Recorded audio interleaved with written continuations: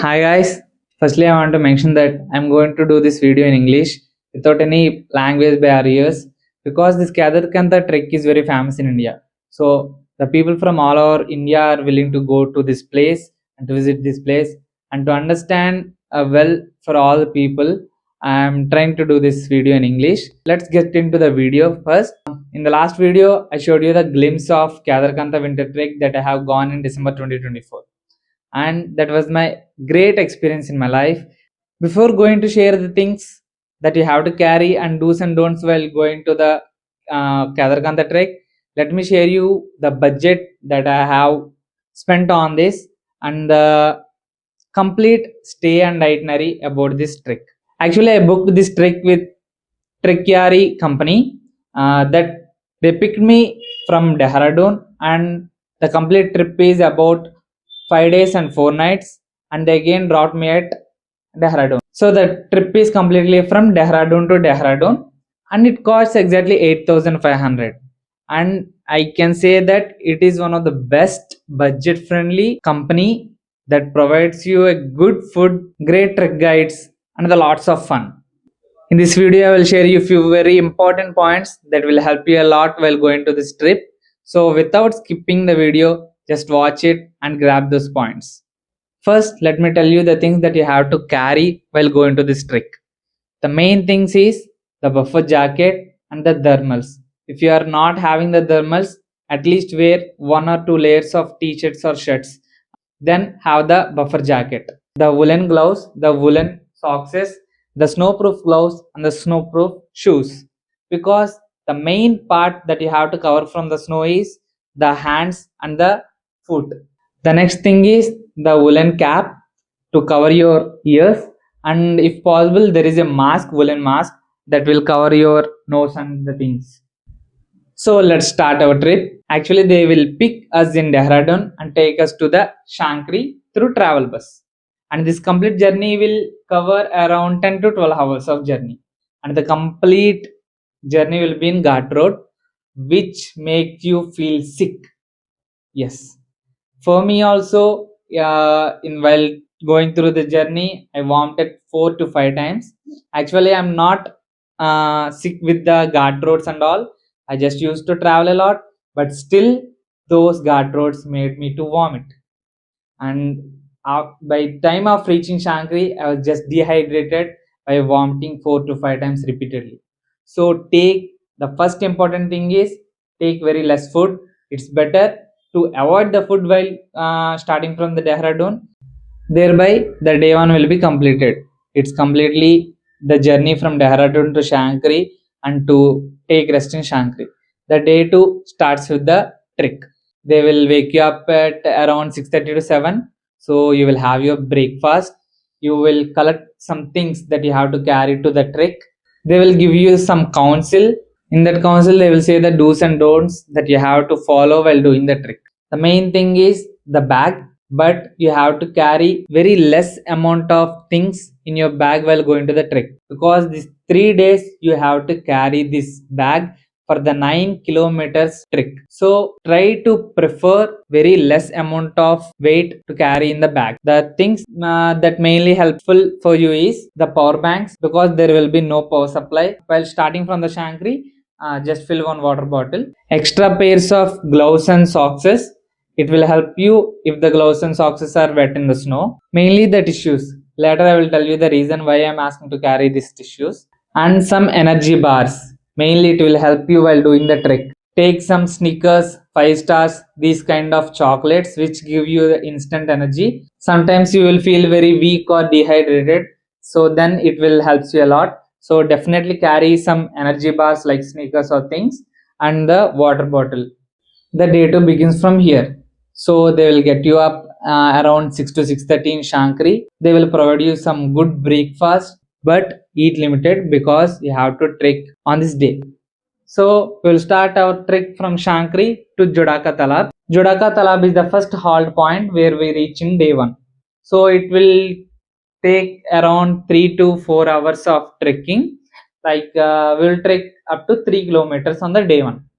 So we will reach by afternoon, and there they will provide us meals. Actually, they will have the camp set certain points. So at there, they will have some people who will make food for us by the time we will reach there. So after reaching there, they will give you some camps to stay in, and the food will be prepared, and we can have some very good meals, because they are providing some good meals like rice item, dal, chapatis, papads or appadam. These things will be provided. Although you are a South Indian or North Indian, you can have good meals with this company. I am sure for that. So for the next half day, we will rest there in the Jodaka Talab. They will give half day rest for us to just adjust our body with the altitude. So daily we are increasing our altitude level while going through the trek. So the next half day you can enjoy there. You can roam nearby places. You can explore there. You can record some good videos. We enjoyed a lot on the second half day. We all together danced there, and there will be no power supply, no internet, and anything. You will be completely disconnected from the world. There will be no news from the world, and you completely surrounded with the people there in the location. And the second important thing, although you carry the medicines with you, don't take it without informing to the trek guides. If you are feeling any dizziness or any headache or anything, just first inform to your trek guides, because they will have the medicines with them. Some medicines will affect your body, so first inform to the trek guides, and they will provide a separate medicines for everything for us. And we have to sleep in the camps. In the camps, again they will provide you with some sleeping bags, which protects us from -5 degrees to -10 degrees. So we have to sleep in that bag, because the temperature will be very low. It may be around +5 to -5. If you are lucky enough, you may also witness the snowfall as me. It is the first snowfall in that place on December 8th, and luckily we are there at that time, and we witnessed the live snowfall in Jodaka Talab. In the next morning, they will provide you some good breakfast and super hot lemon tea or black coffee. After having that, you will start your third day trekking. From Jodaka Talab, now you will reach the Kedarkantha base camp. It will also take around 3 to 4 hours. You will start at 9 a.m. at Jodaka Talab and reach the base camp by 12:30 to 1 o'clock. And then you can again have your lunch. And the second half, again you can chill there. You can roam all the nearby places. Third important point is we have to carry our tissues. It is for washroom sake, because they won't provide any water for the washroom. Actually, we don't bath for the 3 to 4 days of the complete trek. Brushing your teeth is also optional. And for the washroom sake, you have to use the tissues. There will be separate washroom camps. In that washroom camps, there will be a big hole. There you have to do your things, and there will be some waste soil, and you have to dump that soil in the hole. And all the people will do the same thing. And day 4, it's your summit day, and this is the most important day and the most terrifying day of the complete trek, because for this summit day they will wake you up at 2 a.m. and you have to be ready by 2:30. We will start our trek in the darkness with a single torch. On this day, you will reach the summit after trekking for around 4 hours, and this trek will be somewhat difficult than the previous 2 days. The altitude will be more high, the oxygen levels will be decreased. Your body should capable of going through that altitude. Take frequent breaks, and on this last day, the trek will be more inclined than the last previous 2 days.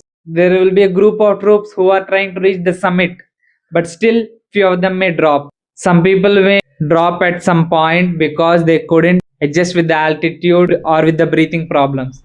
If you are also facing such type of things, just inform to your trek guide or don't disconnect with the group.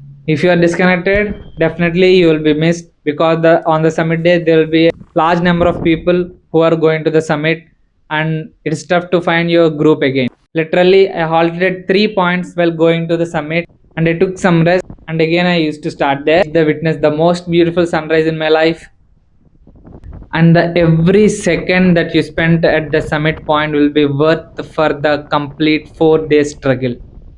And you will enjoy that view, and you will feel the warmness of the sunrise, and you will feel that you are the superhero. Never ever miss this trek in your life.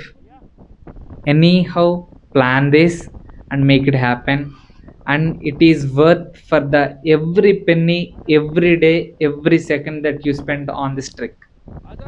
It will be one of the most memorable days in your life, that you can tell this story to anyone, anytime, at any age, that you have did this.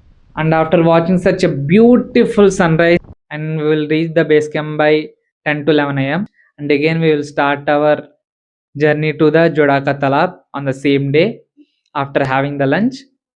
So by the time of evening, you will be reached to the Jodaka Talab on the day 4. On the day 5 early morning, you will have your breakfast and start from the Jodaka Talab to Shankri, and you will reach the Shankri by 10 a.m. The travel bus will be ready to drop you at the Dehradun. They will pick you from the Shankri at 10 or 11, and they will drop you at Dehradun around 5 to 7 in between. So this is the beautiful journey, and this is the beautiful itinerary, and this is the beautiful time that you can spend of 5 days and 4 nights in the Kedarkantha Trek. And I just gone through the weather report of this December and next January, and probably there is a chance of snowfall on December 14th and 15th at the Kedarkantha, and again the snowfall will be in January. So if you want to witness the snowfall, then you have to plan according to the weather report. Actually, we planned the same way, and hopefully that happened as predicted. The snowfall came on the day, and I witnessed my first snowfall. So plan according to the weather report. If you want to witness the snowfall, means you have to plan at December 14th or 15th or January. If you want the specific dates of January and February, just ping in comment. I will see the weather report on the website where I am going through this weather report, and I will also ping the information there. And thank you for watching this video, and don't miss this trick. Bye bye.